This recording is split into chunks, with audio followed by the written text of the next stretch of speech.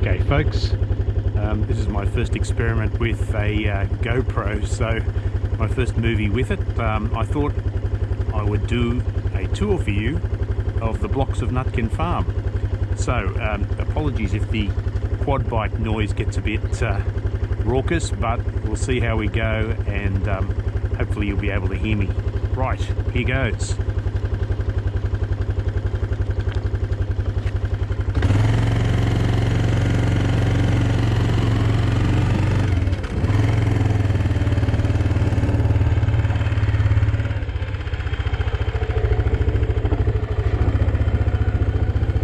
Now I'm calling the blocks by the names the previous owners gave them, although I'll be, I think, renaming them eventually unless they really stick on me. This was Ollie's block. It's the weakest block on the farm, and you can see I've been busy planting in gaps in the orchard with new macadamia trees. The blocks, this block has a variety called 246, which is a really good performing variety. It's a large, good tasting nut, pretty reliable cropper. One of the early varieties commercialized in Hawaii when they grew macadamias commercially before Australia did. And so I bought some of the same variety from a mob called Discovery Nurseries, and they're very nice mob actually. Selected some great trees for me, and I started planting out the gaps in the rows. The problem was, from aerial mapping, I underestimated the number of gaps. So while I've planted a whole bunch, there's a whole bunch more to do. Now, planting was an interesting exercise.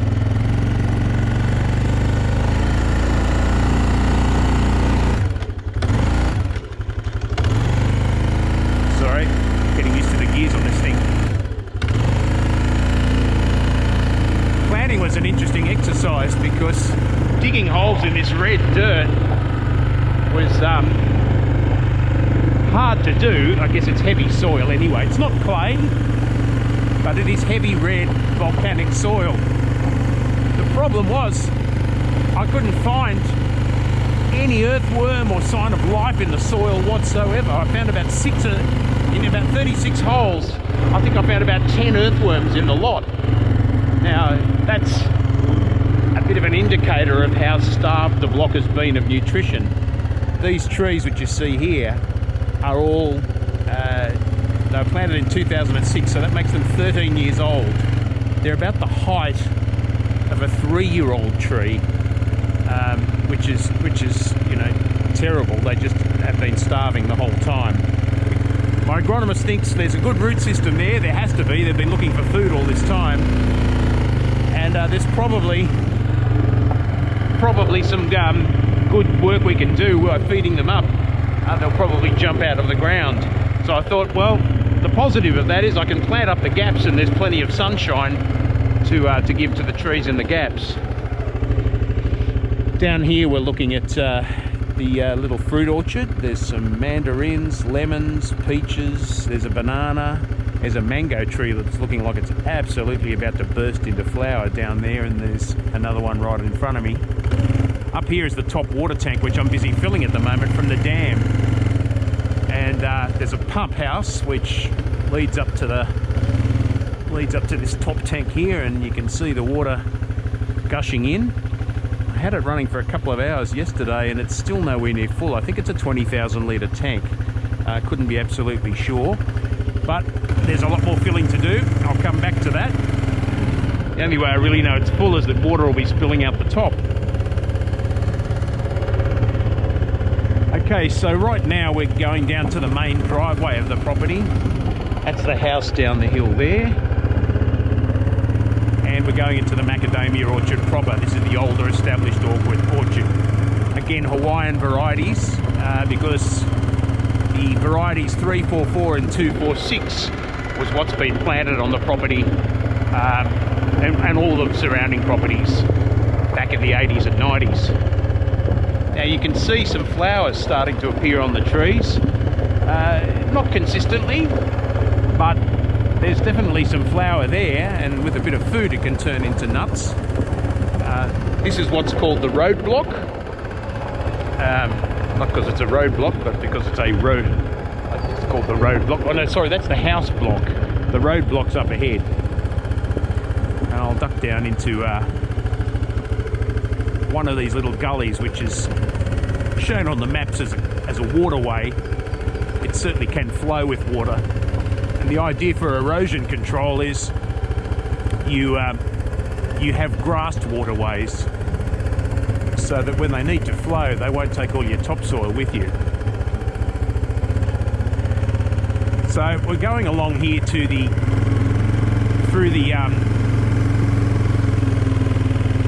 roadblock here. You can see that the previous owner did some fairly random tree removal in places in an attempt to let more light into the orchard. And the idea was absolutely sound, but the way it was done was a little bit unfortunate. The common wisdom now is to take out every second row, and most of the rows here have had trees removed. Some of them are growing back from the trunk, and I've got to work out how to manage that, because I could still take out every second row, but then the remaining rows have had trees cut out of them as well. We're moving now into the bales block, quite similar. In the middle of it all is this massive, well not massive, it's a small pocket of residual rainforest, which is off here to the left. And you can see that's a beautiful fig that I'm looking at there. But yep, and we go through here again. You know, we've got a few issues with tree removal, but we'll work on that. There's another gap, another water channel.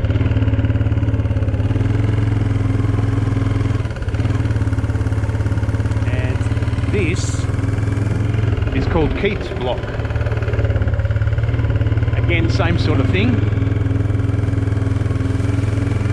There's some good grass in between the rows, and that's the common wisdom now. You don't want to be like the old macadamia orchards that have absolutely nothing growing in between the rows. You want flowering plants, you want bees in those doing their bit, and beneficial insects basically, because there's some harmful ones around.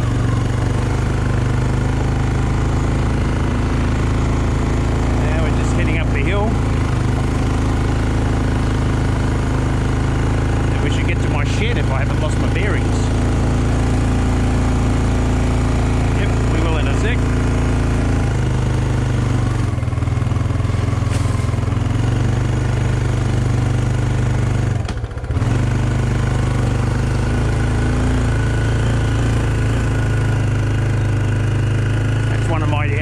Tenants' homes there. There's probably no one home, I suspect.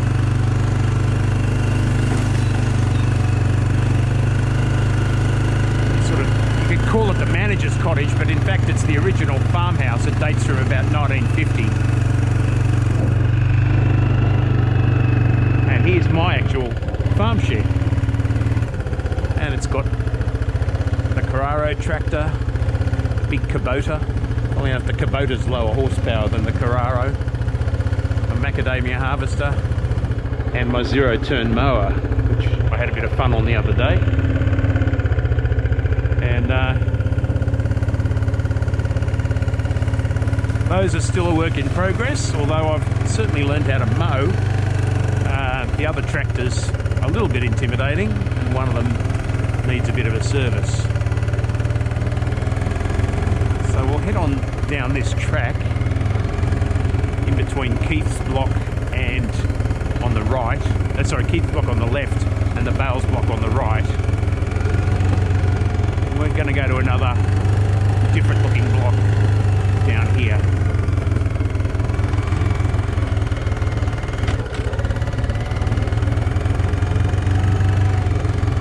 You can see it's all fairly green.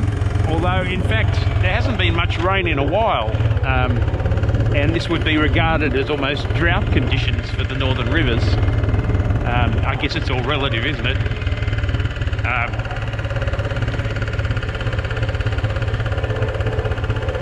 There's a creek down here which is spring fed, and it feeds into my dam, which is further down, and which you probably saw earlier on the video. That's where I'm pumping water from. It's a bit of a creek bed here, and there's a crossing. We'll go up to that block in a minute. We've had some cows roving in here from next door. Sorry, they've been swimming down Cooper's Creek and then getting out at my property, which is hilarious. This block here on the left is called Susie's block. Susie was one of the previous owners. It's contour planted, which is interesting. You can do contour planting to help with the slope in your machinery. It's not a bad plan. You've got to turn the machines, of course, although you're only going at about 3 kilometres an hour when you're working the rows. And here's a little artist's cottage. Well, hasn't got any electricity or water, but it's a nice place to contemplate the world, as you can see. It's rather pretty.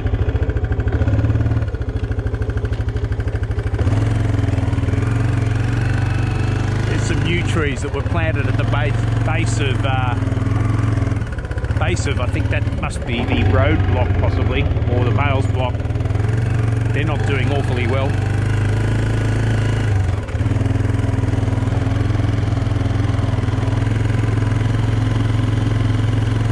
So going past the artist cottage, and we're going up to Susie's block. Now this hill here is a bit of a strain. I'll just change down. Susie's block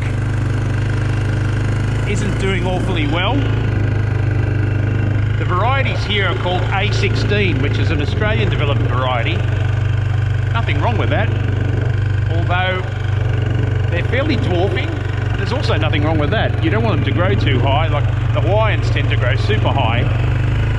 These ones have been starving too though, and in order to give you a decent crop, A16s need to be fed a lot of food, and they haven't got it. So we'll be dumping a fair bit of manure on these trees and seeing how they perform this year. One of the nice things about A's is that they do reward feeding. They don't just ignore it. But of course it's not going to happen overnight. Up here is a spare paddock, 16 acres. Now I slashed a bit of this when I was last here, when I was learning the ropes. There's two big trees in the middle of the paddock. One of them is apparently junk and removable, but the other is a teak. I'm not quite sure which is which. I think the one on the right might not be the teak. But there's also a lot of camphor laurels and things down near the border that I don't like the look of. It's a pity I couldn't build a house here actually, because it's a gorgeous view. You can see the neighbours' macadamia trees over the hill.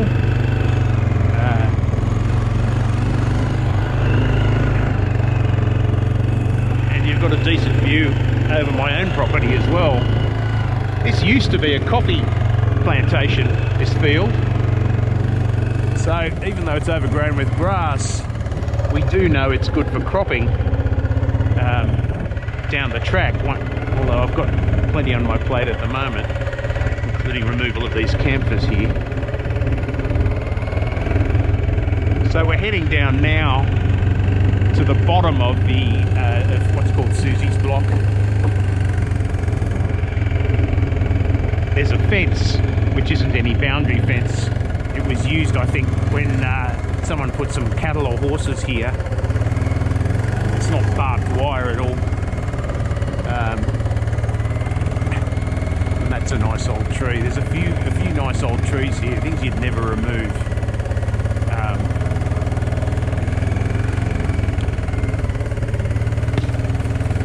And we come back to the creek bed, which is beyond these trees you see here.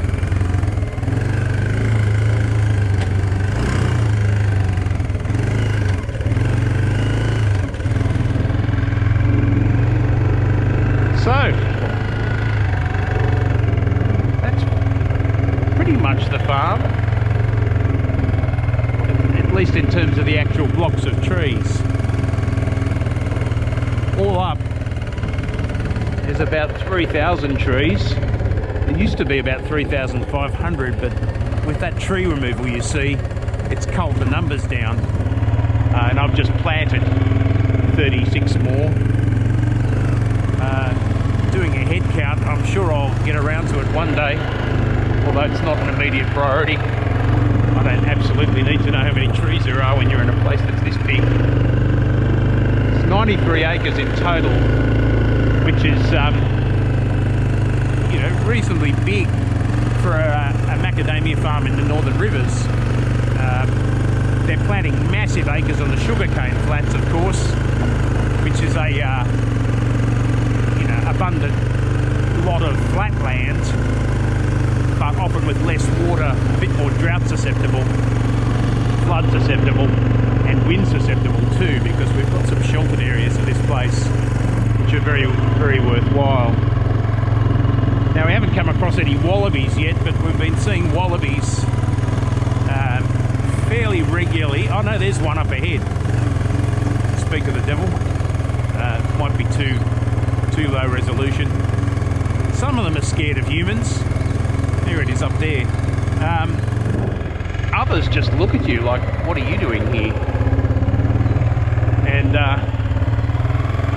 they don't cause any real damage, although they are a risk of eating the young trees I've planted. Certainly no damage that I can see yet, but I only planted them the last 2 days. And come back via the main gate and look at those flowers.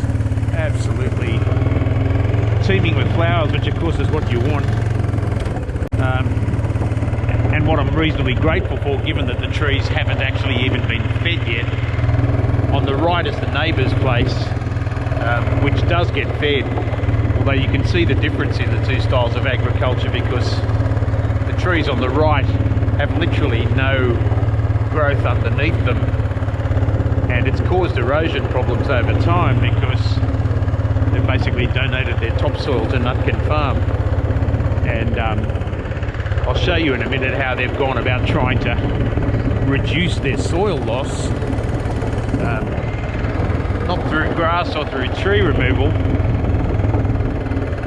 but by putting in those banks, you see, those plastic banks around the trees to see if they can catch soil before it falls down.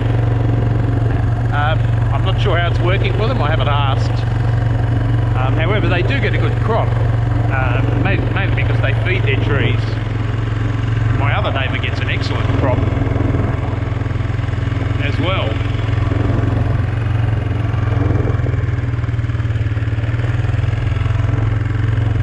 And just over here on this lookout is where you can see the rest of the house block, which looks like it's doing rather well actually.